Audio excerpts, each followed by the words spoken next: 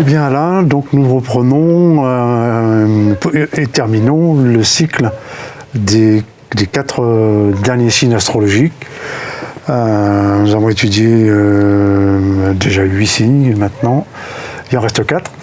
Donc le premier de ces 4, c'est le signe du Sagittaire. Donc là, on est dans un signe de feu, signe de feu, mutable, donc des signes qui transforment. Des signes qui sont sous la maîtrise de la planète Jupiter, c'est-à-dire planète d'expansion, c'est la plus grosse planète de notre système solaire. Donc les gens ils font des choses en grand, font des choses, on voit loin, on a besoin de puissance, on est marqué par le feu, on est marqué par les grands espaces, on est marqué par la générosité, donc c'est un des premiers éléments du signe du Sagittaire. Est-ce que là, vous retrouvez déjà un premier décollage? Oui, alors le mot qui traduit le Sagittaire, c'est cochette. Et la lettre qui est au milieu de ce mot, c'est la lettre Chine, qui est la lettre du feu, justement. Donc, d'énergie, transmettre de l'énergie dans tous les sens du terme. Ça peut être l'énergie physique, l'énergie intellectuelle, je sais pas, un moniteur de sport, des choses comme ça. Ça, on trouve beaucoup d'éducateurs sportifs, entraîneurs de sport, sportifs eux-mêmes, chez les gens du Sagittaire, absolument. Les gens qui ont besoin de se dépenser, donc physiquement. Et on trouve également, en parlant de feu, chez les gens du Sagittaire, des gens, des magnétiseurs, des gens qui peuvent transmettre leur propre énergie pour soulager les personnes. C'est des gens qui également ont besoin d'idéaux, pas forcément intellectuels, mais des idéaux philosophiques. Donc on retrouve en tradition, en spiritualité, en études un peu ethniques, d'aller de connaître l'histoire. Donc un signe qui a besoin d'aventure, d'espace et de connaissance également de l'histoire des peuples, des civilisations. Oui, alors on peut retrouver ça avec la symbolique de la lettre Tav, qui est la dernière lettre de l'alphabet hébreu. C'est une lettre qui parle d'accomplissement, sous toutes ses formes, par des voyages, par des recherches, par des transmissions. Vous parliez de magnétiseur avec la lettre Chine, il peut très bien transmettre cette énergie par la main. Voilà. Donc c'est bien, là aussi on trouve bien ces caractéristiques-là.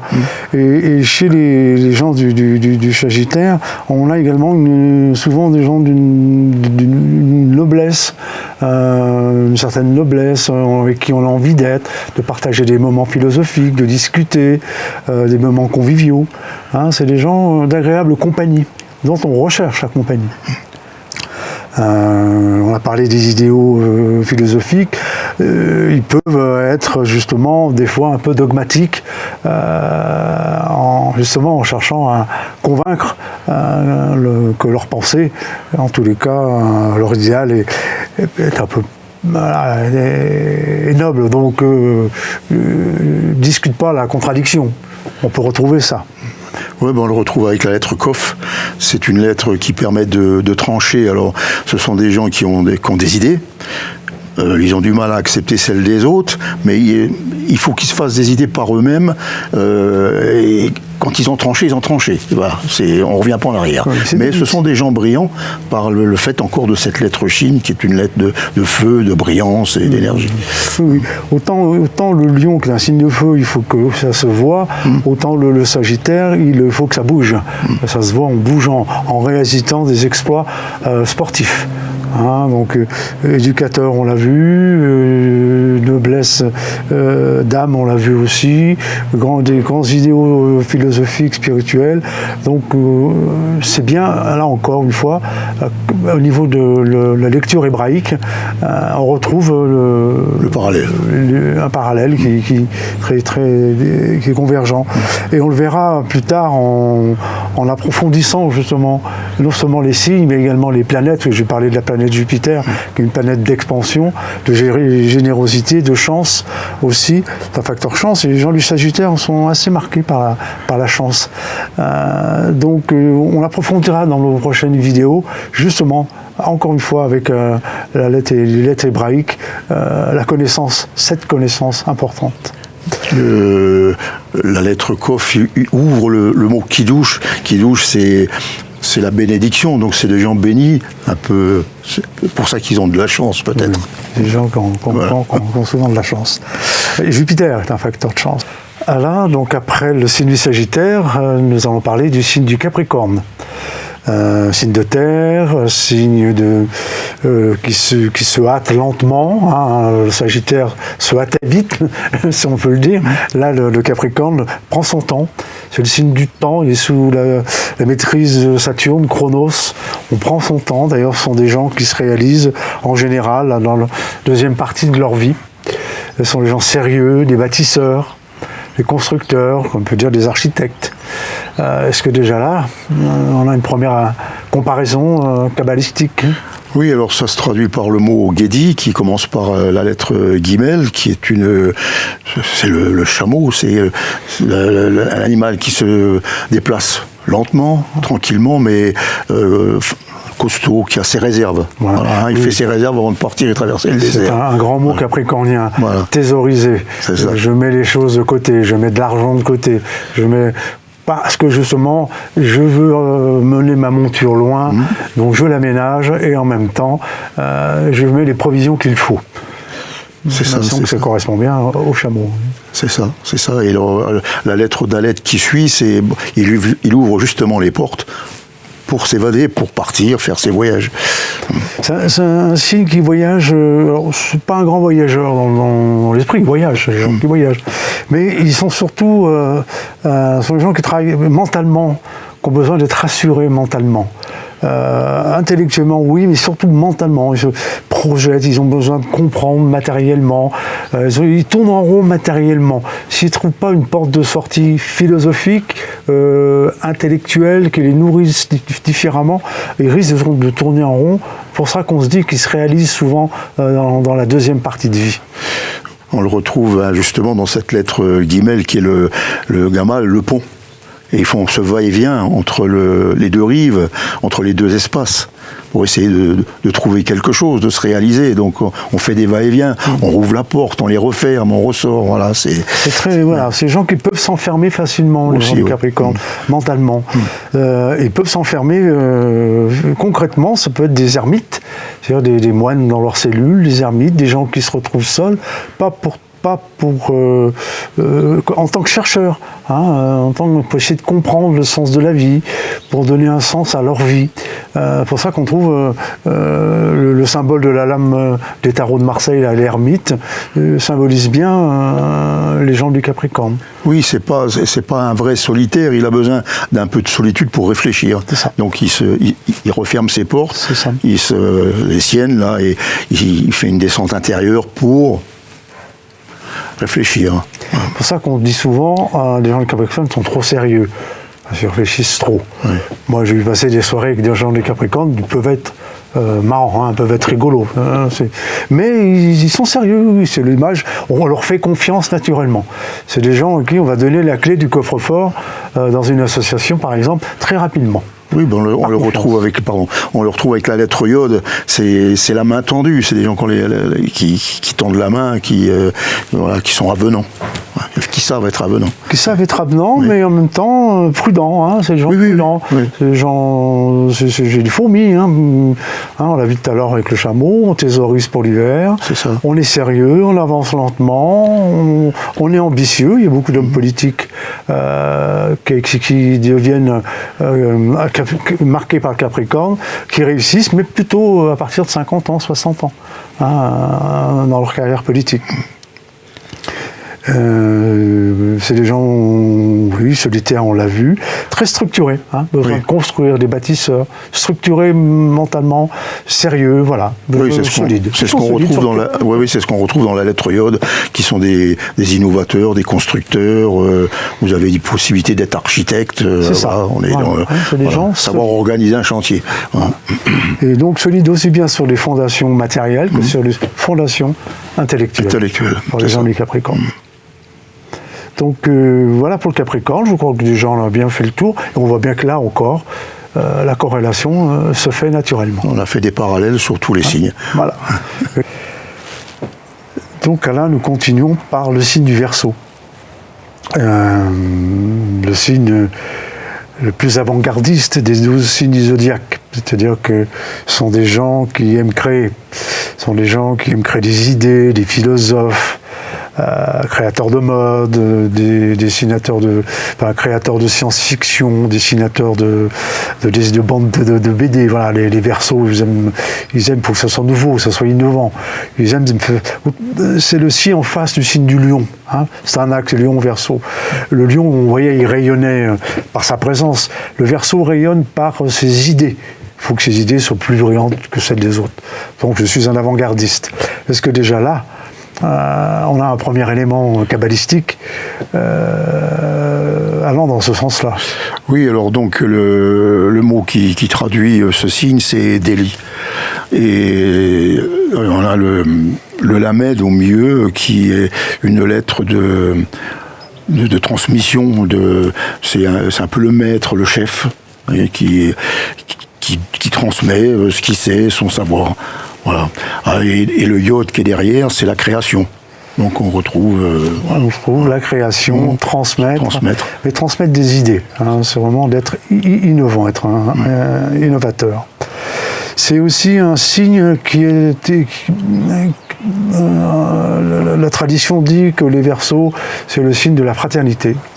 Je crois qu'on confond entre l'ère du Verseau dans lequel on est plus ou moins rentré, qui définit le sens de la fraternité, c'est-à-dire que les hommes partagent des choses ensemble, et le signe, l'homme du Verseau, enfin l'homme et la femme du Verseau, qui est plutôt quelqu'un qui voudrait bien aller vers la fraternité, mais qui d'une indépendance totale, a besoin d'être indépendant. Donc je veux bien qu'il y ait les autres, mais moi je voudrais bien qu'on ne m'embête pas. Donc quand on va toucher son intimité, on le sent tout de suite fuir, partir, et il nous échappe. Donc on retrouve avec la lettre Dalet qui initie le mot. Dalet, c'est la porte. Alors le Verseau, il est capable de les ouvrir pour s'échapper, partir dans les 4 directions, être un peu dans ses rêves, ou les fermer pour s'isoler, se retirer, être face à lui-même. Ses rêves, autant le lunaire cancérien est un rêveur, dans le sens du rêve, autant là on est dans l'utopie. C'est des idées, vous êtes des inventeurs aussi, des grands inventeurs, c'est des ingénieux, des ingénieurs. Ils aiment la technique, toutes les techniques modernes de communication, Internet, tout ce qu'on a aujourd'hui en télécommunication, tout ce qui crée les Verseaux sont à l'avant-garde, là aussi. Les premiers à savoir aller acheter l'iPhone, je fais de la pub, le dernier portable de marque qui sort pour voir quelle est cette technologie. C'est ça, c'est la lettre Yod qui est le créateur, qui est la main. Faut toujours avoir les choses, tout ce qui est nouveau dans les mains. Voilà, c'est exactement ça. Tout ce qui est nouveau, mais là on est en technologie, en idée. Alors c'est déjà pas mal. Technologie, idée, idéologie, utopie. Donc on a beaucoup d'hommes politiques aussi, Verseaux, qui essayent de faire bouger les choses philosophiquement, des syndicalistes, parce que là il y a un idéal, et puis des gens qui font partie de communautés, de groupes, de fraternités, de groupes de pensée, etc. On trouve des leaders, là même, Verseau. C'est ce qu'on retrouve dans la lettre Lamed, qui est la transmission du savoir, l'instruction, faire des groupes. Voilà. Donc on est bien dans ces caractéristiques qui dominent le signe du Verseau. C'est les signes indépendants, c'est les signes qui n'aiment pas acheter. Ils sont matérialistes, comme tout à chacun, mais ils peuvent très bien vivre toute leur vie sans avoir acheté un bien, sans avoir acheté une maison, à l'instar d'un Capricorne ou à l'instar d'un Taureau. Il faut qu'il y ait des choses concrètes. Le Verseau peut très bien s'en passer, vivre dans une chambre. Maurice Béjart, qui était un danseur avant-gardiste, Verseau, marqué par le Verseau, vivait toujours à l'hôtel. Il n'avait pas de domicile fixe. Donc c'est caractéristique Je crois que c'est une des caractéristiques du signe du Verseau. Je ne sais pas si vous la retrouvez en... Oui, ils ne sont pas matérialistes. Voilà. Ils ne sont pas dans la propriété. Ouais, c'est exactement ça. Ils ne sont pas dans la propriété matérielle. Ce serait dans la propriété intellectuelle. Voilà, c'est ça. Les idées sont meilleures que celles des autres. Qu'on retrouve dans la lettre Lamed. Tout ce qui est l'instruction. Voilà. C'est ça. Donc, voilà pour le Verseau, et on va terminer le cycle de ces 12 signes astrologiques par le dernier signe, donc le signe du Poisson. Alors le signe du Poisson, c'est un signe double, représenté par deux poissons. C'est un signe double au sens où il a du mal à se positionner lui-même, avec lui-même. Les gens marqués par le signe du Poisson sont des gens, alors déjà, naturellement, qui ont beaucoup d'empathie, qui travaillent dans le monde médical, paramédical, qui ne comptent pas leur temps. Autant un Capricorne va compter son temps, autant un Poisson ne va pas compter son temps. Il va laisser son temps aux autres, il va soigner, Ça, c'est une des premières caractéristiques. Dans les autres valeurs du signe du Poisson, il a du mal à se retrouver avec lui-même. Donc, il a besoin d'évasion. Quand il n'est pas bien, il va s'évader par l'addiction. L'addiction à des drogues, l'alcool, au jeu, à des choses comme ça, pour pouvoir essayer d'être dans la matière, être dans quelque chose qui l'ancre à une matérialité. Oui, on le retrouve dans le mot qui traduit. Alors le poisson, c'est dag en hébreu, mais pour le signe, c'est dagim, c'est un pluriel. Et puis il est toujours représenté par 2 poissons, donc c'est un pluriel. Alors là, c'est toujours pareil, on a toujours cette lettre Dalet qui initie le mot. C'est vrai que ce sont des gens qui sont capables de s'enfermer et de tomber dans cette addiction dont vous parliez à peine, dans la matière qu'on retrouve avec le même final, qui est la matrice, la materia prima. Voilà. C'est ça. C'est des signes, c'est le dernier signe du zodiaque, c'est presque la synthèse de tous les autres signes. Et c'est pour ça qu'ils ont du mal à se positionner eux-mêmes avec eux-mêmes. Alors évidemment, suivant l'ascendant, on viendra plus tard dans les analyses, ça va structurer différemment un poisson. Mais ils ont aussi donc ce besoin d'évasion par la spiritualité. Donc on trouve des médiums, on trouve des gens hypersensibles, des gens qui sont connectés, comme on dit, et qui ont une grande foi, une grande spiritualité. Autant un Sagittaire va avoir la foi, mais intellectuelle, par la connaissance, autant un Poisson va pouvoir être connecté naturellement, pas forcément par la connaissance intellectuelle. Alors là, dans le Poisson, on a cette lettre guimel qu'il a. Dans ce cas-là, c'est le pont. Le pont entre deux rives, je veux dire, 2 espaces, et où il fait des va-et-vient entre les deux. Il y a toujours cette porte qu'on ouvre ou qu'on referme. Alors on y va, on revient, on se renferme, on rouvre, on repasse de l'autre côté. Alors ça, c'est dans la vision du Poisson avec la lettre hébraïque. C'est ça. Et c'est difficile, donc des gens difficiles à cerner pour eux-mêmes, qui sont un peu savonnettes, si je peux me permettre. Qui fuient facilement, qui se fuient aussi eux-mêmes parce qu'ils n'ont pas de point de repère. Et en dernière analyse, comme toujours avec ces valeurs d'axe, le signe en face du signe du Poisson, c'est le signe de la Vierge, le signe des limites. Et le Poisson, c'est le signe nos limites. C'est l'eau, nos limites, qui se répandent partout. Et on va trouver des gens marqués par le signe du Poisson plus vierges que les vierges. C'est-à-dire pour se protéger. Mettre des cadres pour s'hyper protéger. Donc on va trouver des gens marqués par le signe du Poisson, clairement avec un tempérament et les caractéristiques du signe de la Vierge. Et pour la petite histoire, le Poisson c'est dag en hébreu, mais si je retourne le mot, c'est Gad, et Gad c'est le bonheur. Il est à la recherche du bonheur. Voilà. Le dernier signe du zodiaque. Chaque signe cherche un bout de son bonheur avec ses outils. Le Poisson essaye d'utiliser tous les outils. C'est pour ça qu'il ouvre ses portes, qu'il les referme, qu'il sort, qu'il va de l'autre côté de la rivière, excusez-moi, de l'autre côté de la vie, pour essayer de trouver toujours ce bonheur qu'il a du mal à trouver. Et c'est pour ça que de temps en temps, il se renferme. Et difficile de se retrouver face à lui-même. Des fois trop généreux, pas matérialiste, dépensier, capable de donner sa chemise. Oui. Pas tous les poissons, mais c'est quand même une des caractéristiques importantes du signe du Oui, poisson. on le retrouve avec le yacht qui est dedans. Hein. C'est la main tendue, on donne ce qu'on a. Ouais, on donne ce qu'on a, absolument, son manteau. C'est ça. Donc on a, je crois, terminé les 12 signes du zodiaque. Et je pense qu'il y aura des suites, justement. On approfondira par les planètes. On l'a découvert en travaillant ensemble. On a découvert des pistes remarquables pour nous, d'informations. On espère en faire profiter au maximum tous nos spectateurs, auditeurs de la place de vérité, à qui on dit à très très bientôt. Et merci de nous suivre. Et ça sera avec plaisir, et c'est très passionnant ce qu'on fait. Merci. Au revoir.